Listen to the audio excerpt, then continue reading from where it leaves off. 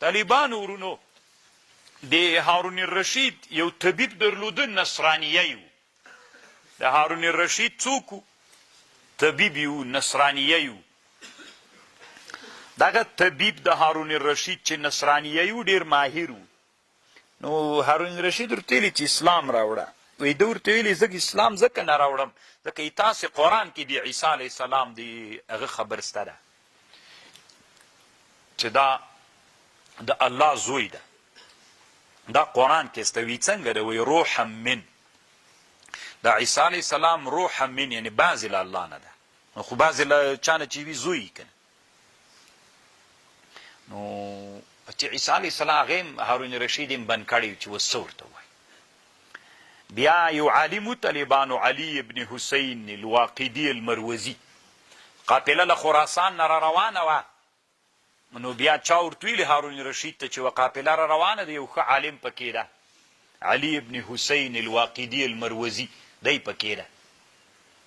دی چې دته ویلي چې دلته یو مسله پېښه ده.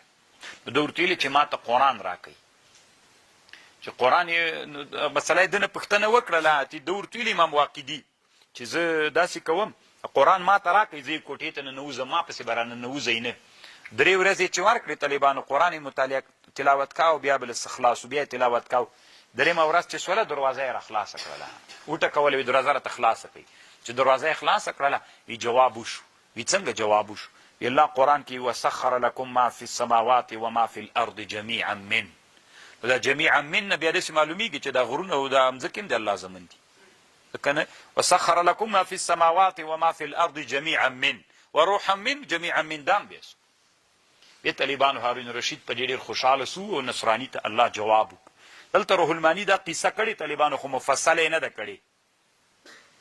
مفصله قصه چې دا ما په کومو ټکو درته نقل کړه دا امام سیوطي په الاشباع والنظایر کې کړې طالبانو. امام سیوطي 2 اشباع والنظایر لري، یو په نحوه کې د طالبانو، یو په فقه کې ده. په فقه کې اشباع والنظایر ما سره سته او په نحوه کې هم سته. غیر له دغه اشباع والنظایر نه طالبانو نور اشباع والنظایرونه هم شته راسره.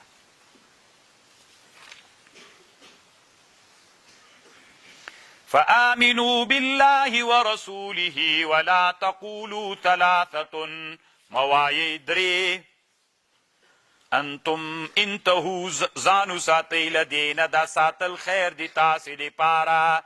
انما الله اله واحد سبحانه ان يكون له ولد له ما في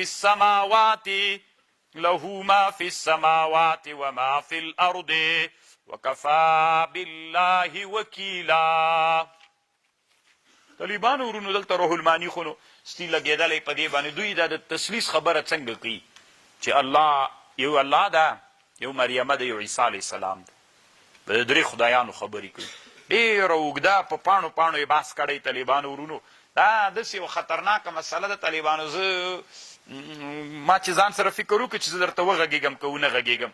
دا داسې اوږده مسله ده طالبانو ورونو چې دې پورې یوه د وحدت الوجود مسأله تړلې ده. هم تقریبا دغې مسلې پورې تړاو لري. وحدت الوجود ده، دا مسأله ده. حلول د طالبانو د حلول عقیده ده چې دا حلول اتحاد ورته وي. ډېرې خطرناکې مسلې دي طالبانو ورونو، او داسې خطرناکه مسله ده طالبانو ورونو. حلول د وحدت الوجود عقیده خو چې د طالبانو علماو ډېر کتابونه پې باندې جوړ کړي دي، او څوک یې معتقدین دي څوک یې ردی. اکثره محققین علما دا عقیده د کفر عقیده بلي. ابن عربي د دې عقیده، ابن عربي ابن 70 جامی او عبدالغنی نابلوسی په مشهور علماو د دنیا کې د دې عقیدې هغه دي. اوږده خبره د طالبانو تیر بس زه وایم چې داسې نه خدای نه کردم مفصل تحقیق مونږ ته نشته. د طالبانو کافر نشو پکې، خو خطرناکه مسله ده طالبانو، ډېره خطرناکه. نعوذ بالله ثم نعوذ بالله. دومره خطرناکه مسله ده طالبانو چې زه یې ووایم یوه خبر کوي ونه وایم طالبانو ورونو. یاره تیر بسم طالبان. یوه خبر مې ذهن کې ده چې یو تعبیر یو چا کړی طالبانو. یو خو هغه د ما فی الجبة الا الله، چپنې اغوستې طالبانو وي، په دا چپن کې الله ده، ځان ښیي طالبانو. دومره حلول اتحاد راغی طالبانو. خطرناک عقیده ده. امام سیوطي په دې باندې کتاب جوړ کړی دی. دا داسې کېدلی شي چې یوه میاشت سړی دې مسلې ته توجه وکړي، بس پې غږي دا هند کې طالبانو دا عقیده مخکې درسېدله مدرسو کې د وحدت الوجود عقیده درسېدله. بیا طالبانو ورونو مجدد الفسانی رحمه الله چې راغی د وحدت الوجود عقیده دی بیا رد کړله طالبانو. هغوی په وحدت الشهود باندې قول وکړو چې دا بیا بله عقیده د طالبانو وحدت الشهود باندې مجدد الفسانی صاحب قول کوي چې په مکتوبات کې قول کلی طالبانو په هر چي کې الله ویني، په هر چي کې الله ویني دا طالبانو شهود، په هر چي شي کې الله د وحدت الوجود د طالبانو ورکه ایسته کوئ. خطرناکې خبرې دي طالبانو. سړی کله کله داسې فکر کوي چې دا موږ لکه چې بیخي ډېر واړه یو چې د دنیا علما دومره غټو خبرو کې غږېدل.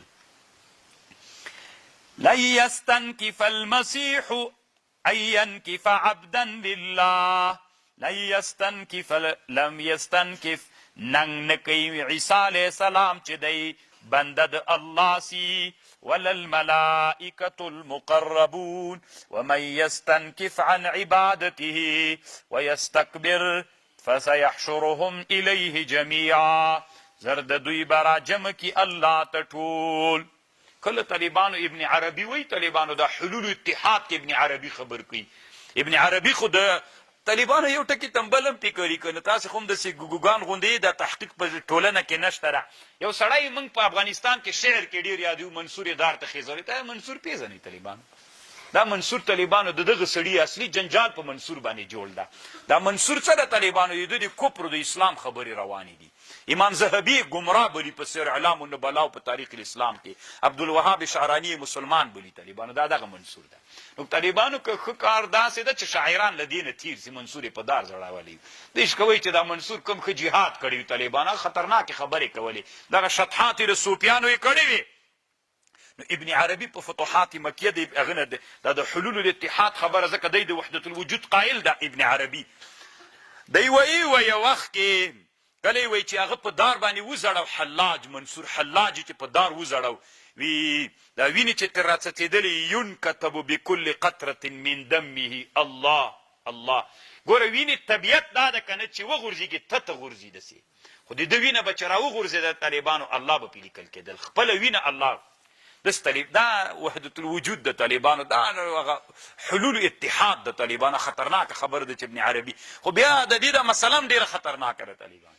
وی کله یو وخت چا زلیخا زخمی کړی وه طالبانو وی وینې تر څڅېدلې د زلیخا نه وی ينكتب بكل قطره من دمه یوسف یوسف یوسف طالبانو. دا حلول اتحاد ده خطرناکه مسله د طالبانو. خوند را کوي چې بې باندې وګډېږم طالبانو خو دی تاسې ذهنونه زه د دې ډېر مناسب نه بلم طالبانو. یا به مې ځان کافر کړی یا به تاسې کافران شوي.